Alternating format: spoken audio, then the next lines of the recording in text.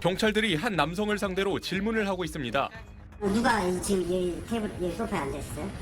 지난 7일 캄보디아 시아누크빌의 한 호텔에 감금된 30대 한국인 남성 A씨가 경찰에 구출되는 순간입니다. 제가 베트남에서 탈출하려고 도망갔는데 얘네가 잡아서 근데 왜 도망가냐 해서 그때 잡혀서 그때부터 맞았어요. 지난 3월 말 SNS에서 장애인 채용 공고를 보고 지원한 A씨는 베트남을 거쳐 캄보디아까지 넘어갔습니다. 하지만 해당 업체는 A씨를 감금했고 한국으로 돌아가려면 2만 달러를 내라고 협박했습니다. A씨는 이들 몰래 이메일로 대사관에 구조를 요청했고 양국 경찰은 공조를 거쳐 중국 국적 용의자 3명을 검거하면서 A씨를 구출했습니다.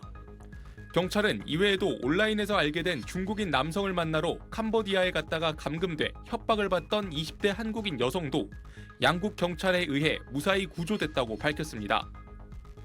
검은 연기가 하늘로 치솟아 오르고 있습니다. 오늘 정오쯤 충북 음성의 한 흑염소 농장에서 불이 나 흑염소 200마리가 폐사했고 50대 농장주가 화상을 입었습니다. 소방당국은 화재 원인 등을 조사하고 있습니다. 오늘 새벽 5시 반쯤엔 충남 보령시 삽시도 인근 해상에서 32톤 어선이 암초에 부딪혔습니다. 탑승자 7명 모두 무사히 구출됐지만 배에 뚫린 구멍에서 기름이 새어나와 해경이 긴급 방제 작업을 진행했습니다. SBS 임지연입니다.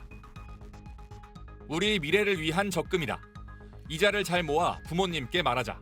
데이트 통장을 만든 연인 간 대화로 보이지만 사실은 치밀하게 계획된 캄보디아 피싱 범죄 조직의 시나리오 대사였습니다. 처음엔 SNS에서 한국인 남자친구를 찾는 일본인 여성인 척 접근합니다. 이후 일주일에서 3개월가량 대화를 나누며 연인 관계로 발전합니다. 코인 연애 적금을 들자거나 쇼핑몰 구매대행 수수료 부업을 권유하며 돈거래를 트는 게 다음 단계입니다.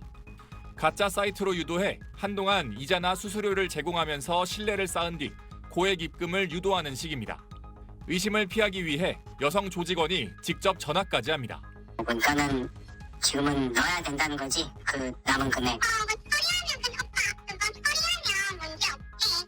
오빠 지금 걱정이 너무 많아. 실제 대학교 교직원 이름을 도용해 수천만 원어치 물건을 대리 구매하는 것처럼 속이는 이른바 노쇼 사기와 검찰과 금감원을 사칭하는 전형적인 사기 행각도 벌였습니다.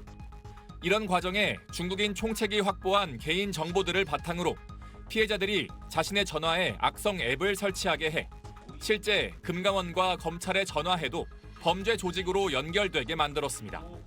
피해자는 호텔 사이트에서 검색한 전화를 했기 때문에 당연히 검사인 줄 알고.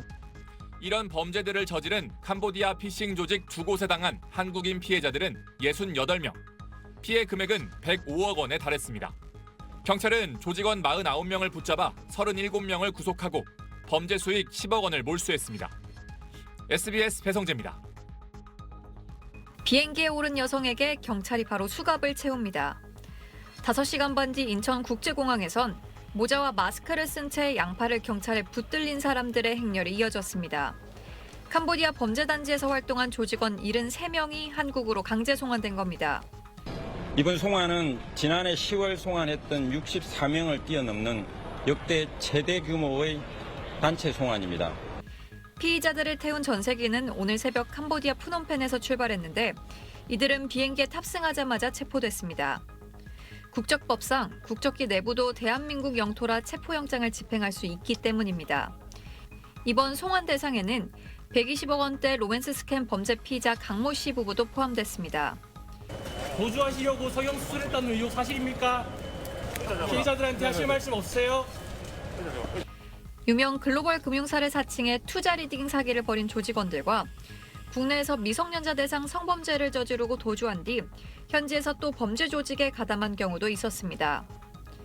이들 73명에게 당한 피해자는 알려진 것만 869명, 피해 금액은 486억 원에 달합니다. 귀국 즉시 부산경찰청 49명, 충남경찰청 17명 등 전국 각지 경찰관서로 호송됐고 경찰은 조사를 마친 뒤 대부분 구속영장을 신청할 방침입니다. 캄보디아 보코산 지역에서 대학생 박모군을 고문해 숨지게 한 혐의를 받는 중국 국적 한모 씨 등에 대해서는 태국과 캄보디아 정부를 상대로 범죄인 인도 절차가 진행 중입니다. SBS 동은영입니다.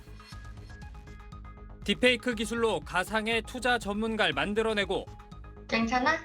잘 보여? 지금 이제 집에 갈 거야. 연인 사이로 믿도록 한동안 대화를 이어가다 투자를 유도합니다. 30대 강모 씨 부부는 재작년 3월부터 캄보디아를 거점으로 이런 로맨스 스캠 범죄를 이어갔습니다. 경찰이 확인한 피해자만 104명, 피해액은 120억 원에 달합니다. 강 씨 부부는 현지 경찰에 붙잡혔다 풀려나길 반복하고 수사망을 피하려 성형수술을 받는가 하면